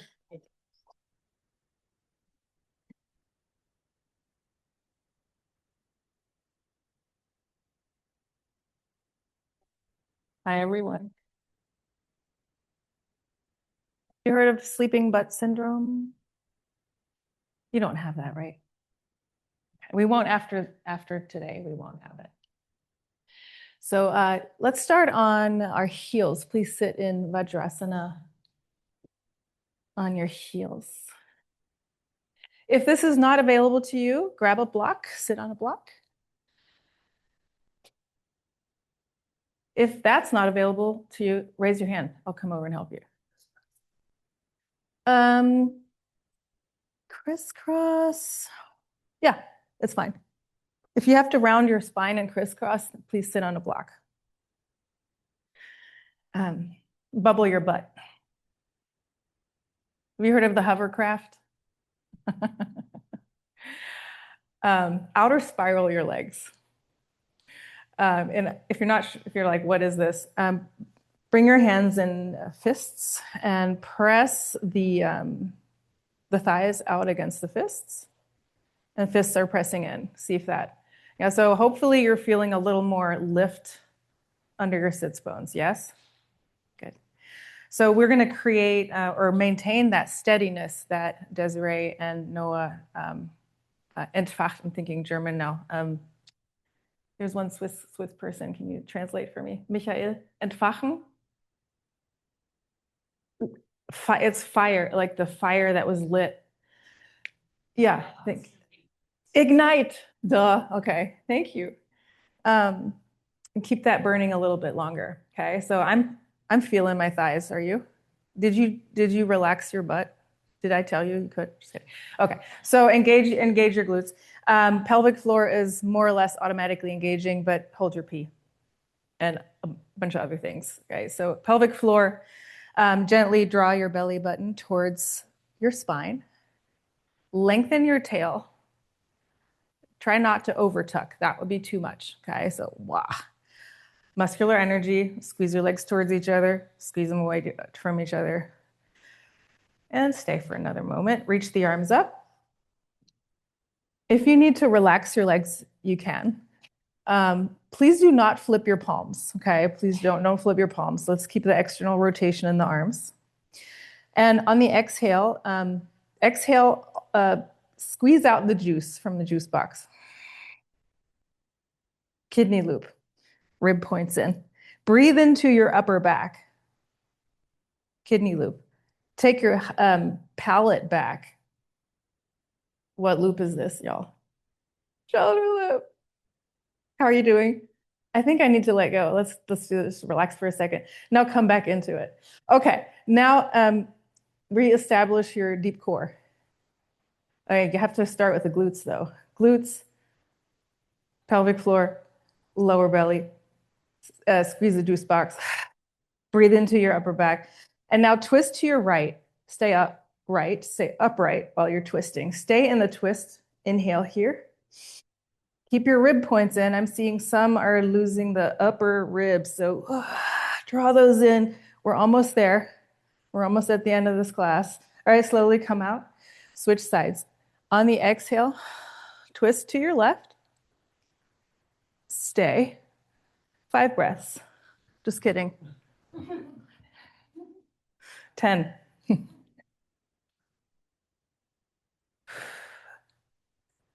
Equanimity is also the steadiness within the feeling. So very different than indifference. It's actually feeling all the things and living through it. Right? Or release out. That was almost 10 breaths. Relax the arms down. Okay, let's come into a mala asana. So mala, prayer bead. If this is not available to you, you can also sit like this.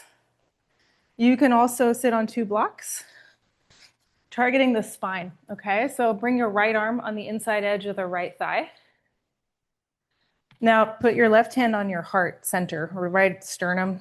Roll your shoulder back, and then gently begin to twist. Can you believe I said the word gentle?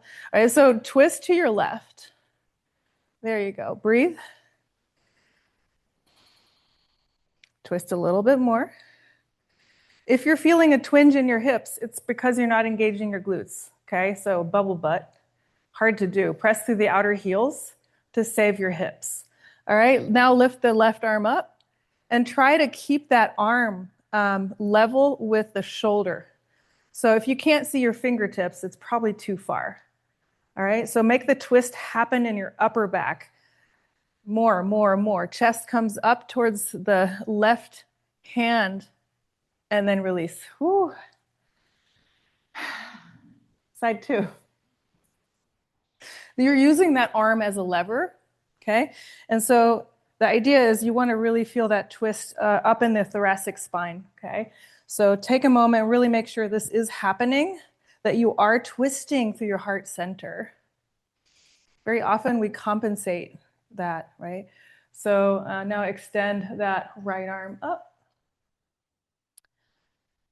Toggle back to your legs. How are they feeling? Can you engage your muscles to squeeze your muscles to the bone a little bit more? Squeeze your legs towards each other, squeeze them apart from each other, externally rotate. There we go. And now from the hips, extend through both feet and up through the top fingers. Ta-da. And then relax. All right. Go ahead and come onto, I'm sure you're going to enjoy this because it's a nice break. Come onto your belly. Forearms. Come onto your forearms. Make sure those forearms are parallel and the shoulders are right over your elbows. Check. Check your neighbors. Say something nice. Tuck your toes, please. Zip your legs together. In the absence, I thought of this without props, so usually I would have you hold a block. But squeeze your legs towards each other. Dig the knees into the floor. Thigh loop, right? So this is actually, you're centering the femur bones into the hip socket. We're not keeping this for long, okay? Now please do everything you've trained this entire hour and a half. Tuck your tail down between your legs and draw the arms towards the feet as your chest comes forward. Look down, look at your ribs. Are they popping out? Yeah, a little bit, right? Oh, dang. Okay, so pull them in. Desiree's core, do all what she said, all the things, right? Engage your pelvic floor, squeeze the legs towards each other, keep all that. And now bring the chest, stretch it forward. Collarbones lifting. Lower ribs pointing down. These are your lower ribs here. Smile. Nobody's looking at you, so, oh, well, actually everyone is, right? Anyway, smile, you're on camera. Okay, relax, shake it up. Okay, let's do this. Put your hands on top of each other and rest your forehead for a moment. Sammle dich, collect yourself for a moment, just be here. Notice what you're feeling, notice where you're activated.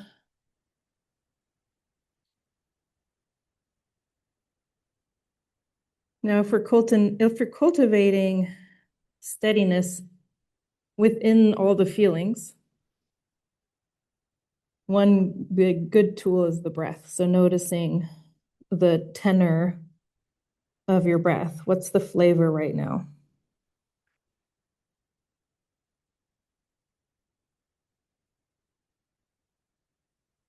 And then begin to trust your breath. Notice how it's happening automatically for you, keeping you alive. And begin to lengthen your exhale. Steady exhale. And then lengthen your inhale. Keep inhaling. Keep inhaling. Keep inhaling. Hold. Exhale. Relax the bind on your breath, the bandha. And then let's keep going. Keep your toes tucked. Press your right toes into the floor. Lift your left leg up. And pulling your leg. Pretend someone were pulling your leg. Put that left foot back down. Point the left toes. And pretend someone were pulling your left leg back and up. Nice. Toes pointing down if possible. And release. Side two. First version is we had the toes tucked, right? So lift your right leg up. Anatomy nerds, what muscles are producing this joint motion? Hamstrings and glutes. How could we turn the glutes on a little bit more? Turn the leg out, actually. Wait, what? That's a little, not quite direct enough. That's probably more refined than I was thinking. All right, so turning the leg out will really fire up your glutes. All right, release. Now we'll have to do it on the other side. Sorry, I'll just throw it in. Okay, so left leg, lift it up and then turn out. Boom. No more sleeping butts here. Okay, release. All right, back to the right side. Wait, did we do what? Yeah, the one you just did where, yeah, the right one. Okay, so point the toes, lift the leg. Good. And release. You know what's coming. Point your toes. Zip your legs together. Tailbone lengthening towards your heels. Ribs coming off the floor. Stay right there. You can have the hands on the floor, but lift the legs off the floor. If this hurts your back, lower your chest and breathe. What are you feeling? Don't you hate it when someone asks you that? I hate it. My mom used to ask me that every day. I'm like, I'm not telling you how I'm feeling. No, but see, yeah, we're trying to cultivate, we're practicing here, having all the feelings and not being overtaken by them. All right, maybe this is not hard for you. Why did you put your feet down? Relax, shake it out. And those of you who were in the teacher training, I think you did something similar. So kudos, you're gonna have really strong back chain after this. All right, relaxing. Stretch the arms forward. Bend your elbows out to the sides. Bring your hands, interlacing your fingers, bring your hands behind your skull. Lengthen your skull. So use your hands to lengthen your neck. Okay, so you're gonna draw your skull away from the rest of your body, skull loop. Okay, and then press the palate, so the middle of your head really, up against the hands. Now lift the legs. If this hurts your back, go down lower with all your limbs. Feel free to come out if this is still not working for you. And relax.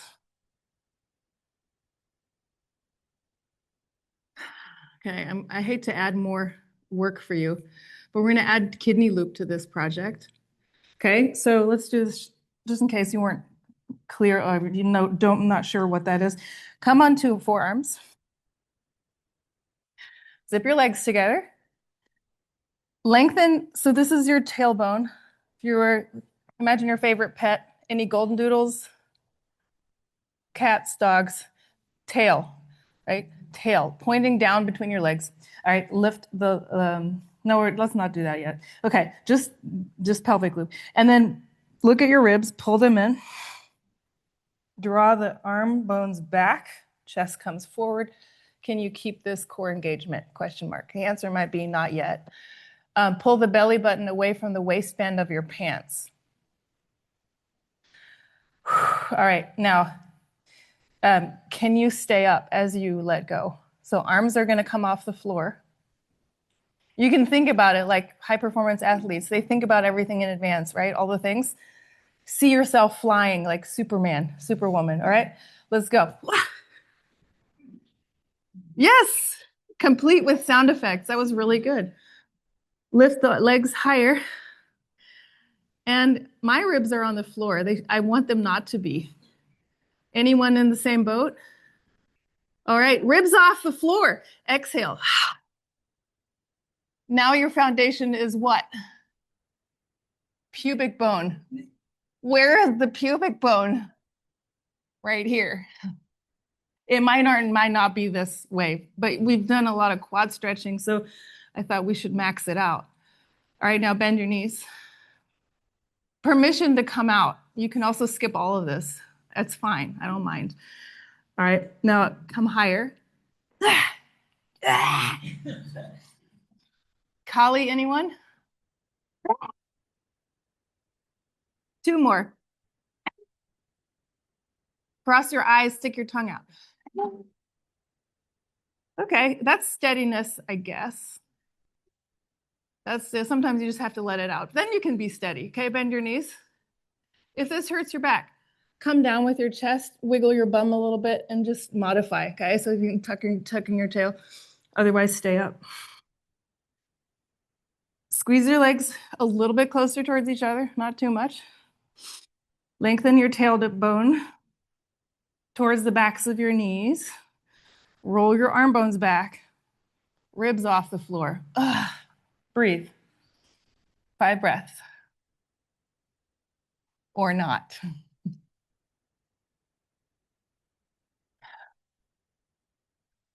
Looking good.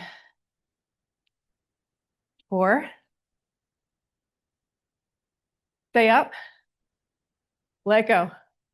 Noah, you can do it. Let go. Stay up. Stay up. Stay up. All right, relax. Woo! Good job. Downward facing dog. A nice relief. Now down dog is a resting pose, right? Take your feet as wide as the mat. Remember your foundations. Hands, feet. Root through the inner hands and your inner feet. Root through the inner and outer hands. Inner, outer feet. Nice. From your hands and from your feet, draw the energy up into the heart center between your shoulder blades. And from there, extend out through the arms, back out through the spine, down through the heels. Breathe. That's that steadiness, that ta-da moment. Good. And then slowly come into plank, actually. Plank pose with wide legs, actually. Wide legs is fine. Yeah, good. Push the floor away. Slide your shoulders away from your ears. Look straight down, but tuck your chin, earlobes lifting up towards the sky, face looking down. Breathe. And then lower yourself to the floor. This is going to be so easy. Okay, cobra pose. Bring the hands down by your waist. So pretty far down by your ribs. Tuck your toes for a moment. Zip your legs towards each other. Engage your glutes. Push the hands into the floor and lift your ribs off the floor. Baby cobra. Roll your shoulders back. Pubic bone on the floor. Tuck your toes. Sorry, did I say tuck? I meant point.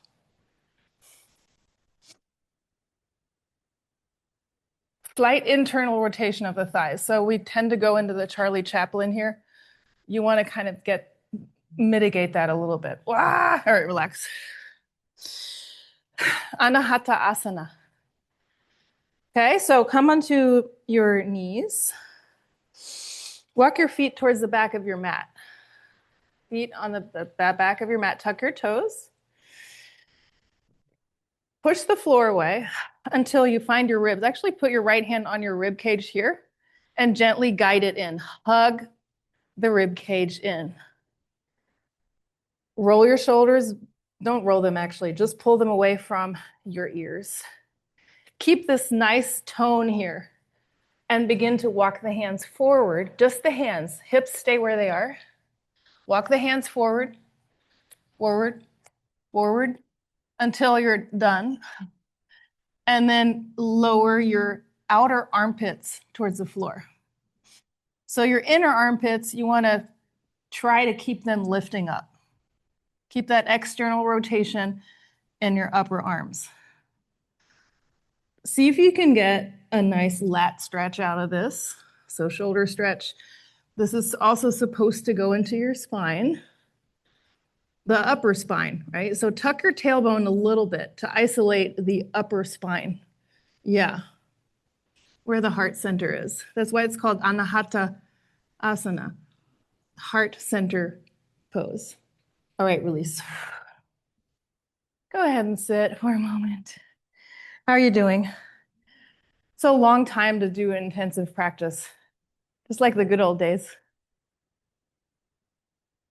All right, are you ready? We're gonna try all this out in our nice pose, peak pose. Okay, so tuck your toes. If you have a mat, what are they called? Blanket, and you need one, grab it. You could also consider patting your knees. Please come onto your shins. Tuck your toes. Why are we tucking? Say. Oh yeah, that would be really cool. Actually, yeah, so that actually goes together. So this activates your back chain. This is muscular energy, shin loop, right? So called shin loop. Haven't talked about that one in a while. Okay, so shin loop. Squeeze your legs towards each other and then relax for a moment. Let's do this. We're just gonna center the femur bones. Thigh loop. So pressing the hands into the upper thighs, slight internal rotation, and see how that feel how that opens your SI joints. So this is pretty nice after a day of outer spiral and pelvic loop, basically. All right, so from here, keep that openness also mentally and come upright. Okay, now do all the things. Squeeze your legs towards each other. Let's speed this up. A little external rotation without going into it. So Charlie Chaplin without doing it, right? It's an isometric external rotation. Slight tail tuck, shifting your hips forward. Press your hands onto the tops of your glutes and then push the glutes down. Slight shifting forward. Roll your shoulders back. Lift your chest higher. Now, since you have your hands on your glutes, there's no getting away so you can test, are your glutes on? Mine, now they are, right? So see if you can voluntarily engage your glutes. Pretend you were Charlie Chaplin and you're running around like that, right? Pull the belly button in, all the things, pelvic floor, lower belly, upper belly. Okay, this is all levels. This might be it for now, or you might take the hands. This is actually skipping a step. You could just put them on your heels or just start sliding the hands down your thighs. The marker where, if you're not sure where to stop, if your back hurts, stop. If your back hurts, chin to chest, come out. Otherwise, stay. 2 more breaths. And find that steadiness. So relying on all the time you spent shoring up your foundations today in your life. And take it a little bit further. Lift your chest higher. And then slowly chin to chest. Exhale. Come up. Nice. Gut gemacht.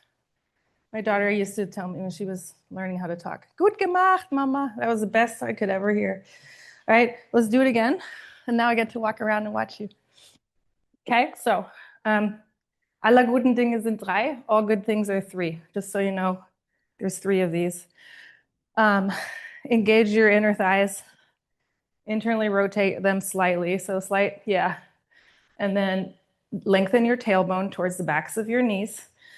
You don't have to press your hands onto your glutes, but just be aware that you are trying to create extension in your hip, okay? That's gonna help you with this camel pose.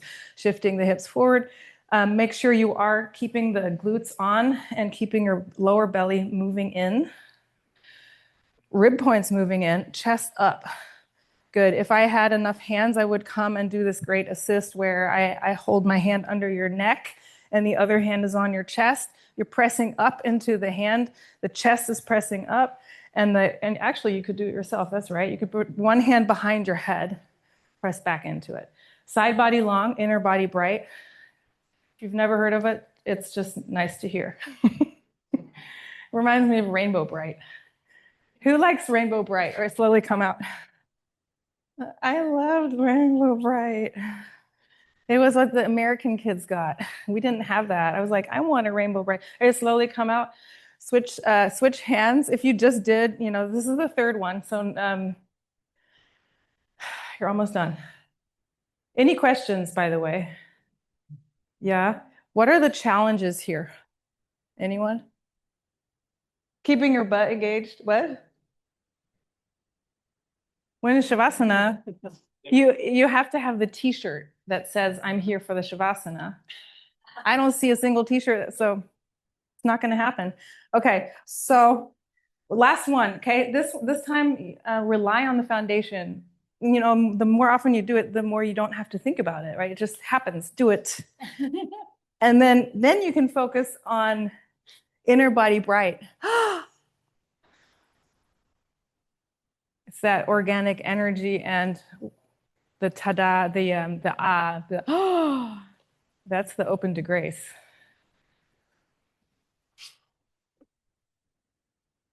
Nice. I can do it for you. Lift up into my hand. Relax a little bit. Yeah. Inner body bright, side body long. Lift your, yes, up, up, up, up, up, up, up. Wow. Nice. On the exhale, come out. Yay. Okay. Thank you. So from here, go ahead and sit for a moment in Danda asana. Stretch your legs forward. Please bend your knees. When in doubt, bend your knees. And then we'll figure it out.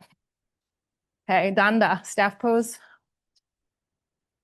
I don't have an Apple Watch. I need someone to tell me.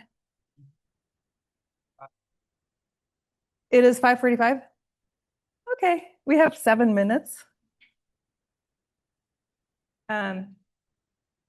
Flat lower back if possible. Okay, from here, what I'm going to suggest is, let's see, I'm trying to skip a bunch of things. Okay, so from here, lean back and extend the right leg.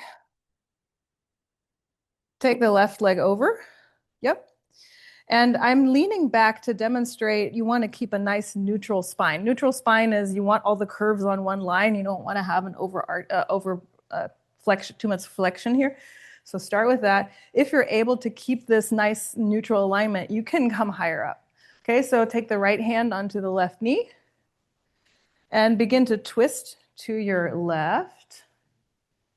Use all the things, glutes, lower belly, upper belly, core, shoulders rolling back. Add your neck to the equation. So neck twisting. 2 more breaths. Be aware of your foundation.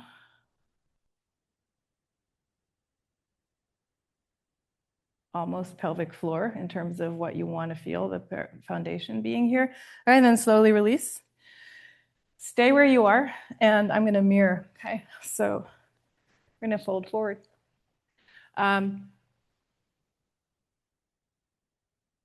Usually, you do want to have a flat back as much as possible, but you're going to be fine. Okay, so let's go ahead and go into this hamstring stretch. Press that right heel into the floor, the long heel. Press it into the floor. Take your sits bones back in space. Side body long, inner body bright, and then fold. 3 breaths here.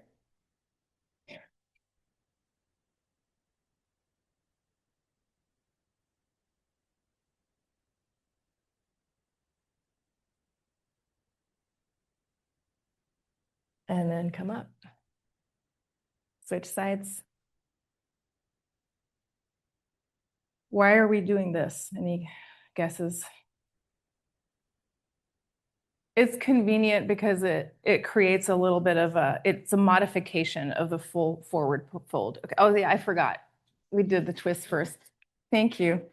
What would I do without you, everyone? All right, so lean back, and then begin to twist carefully. All 33 vertebrae, well, 5 of them are fused, so do the math. But try to get more rotation into your upper back. We really did train the upper spine. Use your core to stabilize your lower back. Okay, so pull the belly button towards your spine. Nice. Don't forget your neck.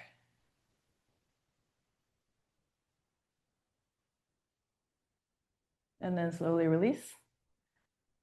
Okay, now let's do our forward fold. Okay, so stay as long as you can.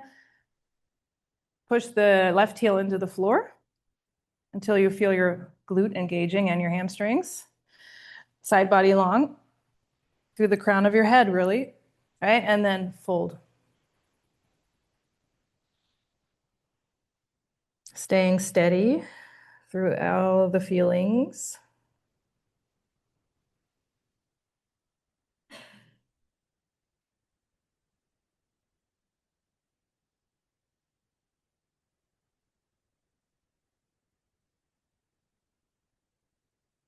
And then slowly come out.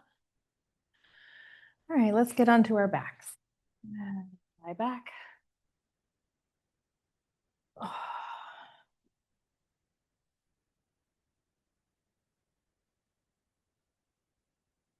Keep the knees bent. Put your feet on the floor. Find your foundation. Feet are firm.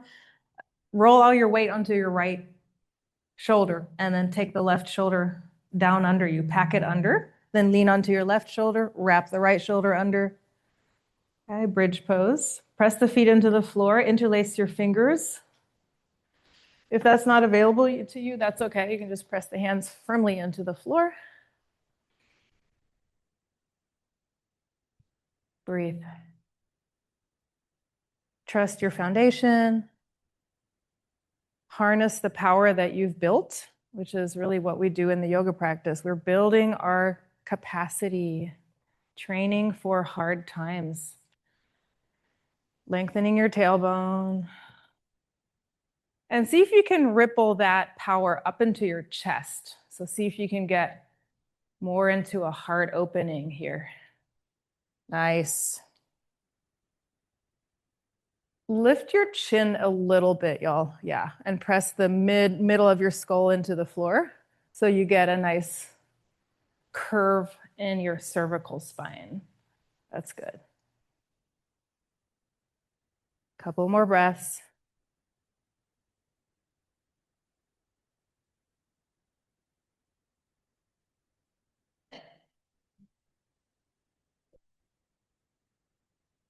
And release your hips.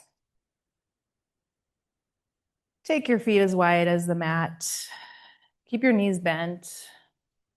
And then drop both knees gently, drop both knees to the right. And then to the left. Windshield wiper twisting. See if you can have that twist ripple through your entire spine. Yeah. And yeah, feel free to wipe. And you might wipe your neighbor. That's okay. It's partner exercise. Touch your knees together. Yeah. All right. Oh, sorry. And then take a moment and come into constructive rest position. Take your feet a little wider than your hips and let your knees knock together so that, and get to where you're not using any muscles. So really the opposite of everything we've been doing. Finally, the final resting place. So we're in constructive rest. Or yeah, if you have a pose that you feel you need to, you're ready for it, go for that. Otherwise, relax your groins and place your hands on your abdomen if it feels right. Sahaja pranayam. Notice your natural breath, meaning don't change it. So this is a phase of allowing, of an awareness, of noticing. And a very important ingredient really is loving kindness. That's what makes this powerful.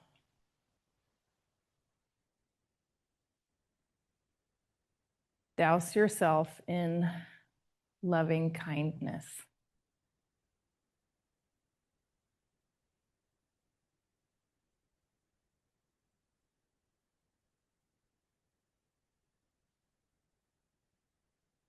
If your if your arms feel good, keep them there. Otherwise, feel free to take the arms down. Extend your legs. Just stretch them out. Yep. Let your feet fall where they want to fall. No discipline here. And segueing your practice into Shavasana, a good tool is, again, watching your breath. In this case, let's watch the phase at the end of the exhale. It's really just a split second, unless you already have therapeutic breath as your norm. Right? But notice that stillness. There is a point where there's no movement. And the same thing happens at the top of the inhale. So spend a few breaths observing that space between the exhale and the inhale.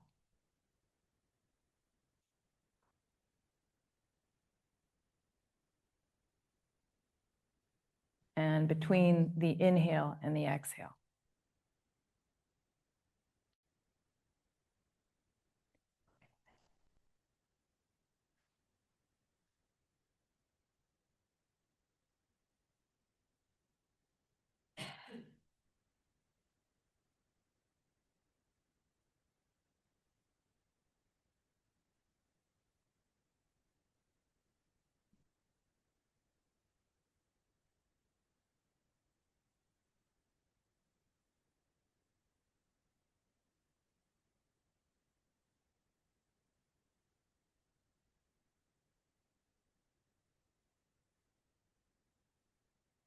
And release the bind on your breath, but the bind on your attention.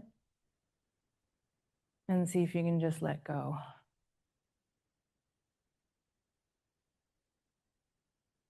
It's a lifelong project.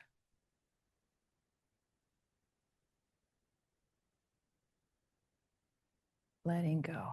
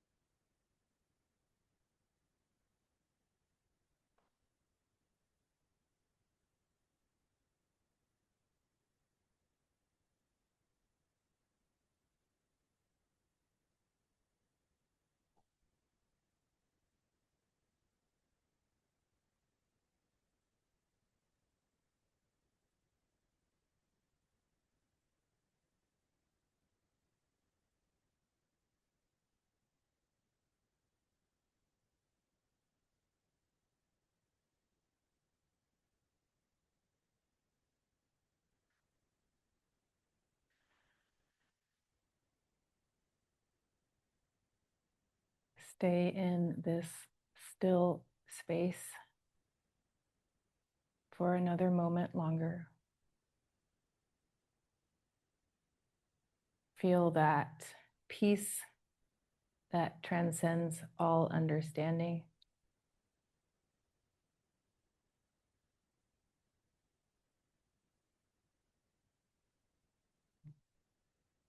And then slowly, lovingly begin to simply deepen your breath.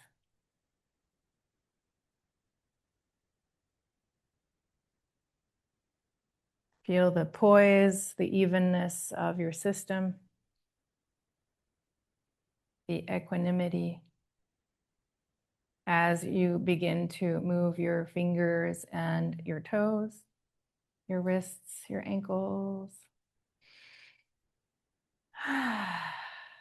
Feel free to roll over. Let's all roll to the same side. Let's do the left side. Ooh. Roll over to your left side. Left-handers of the world unite. Nice. And then use the top hand to press yourself gently up into whatever seated position is what you want, available to you. Crisscross, you could also do this. Anything is fine as long as it's easy. This is called sukha asana, easy pose. It should be easier now after the practice, right? That's the whole point. So we're not going to meditate. We don't have time, right? But technically, this is where the yoga starts, right here, right? So just consider yourself ready. And so take a moment and just close your eyes and embody this thing called yoga. So the text, if I understand it correctly, is yoga is equanimity. So yoga not just as a tool, but as a state. Be the yoga, the yuj, the connection between yourself and the greater self and everyone else by extension.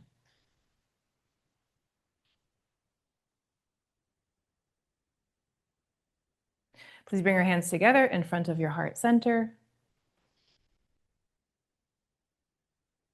And I'm going to spare you the mantra, but let's sing 3 ohms together, if you will. Inhale deeply. First, exhale all your air out. Deep breath in for the first ohm.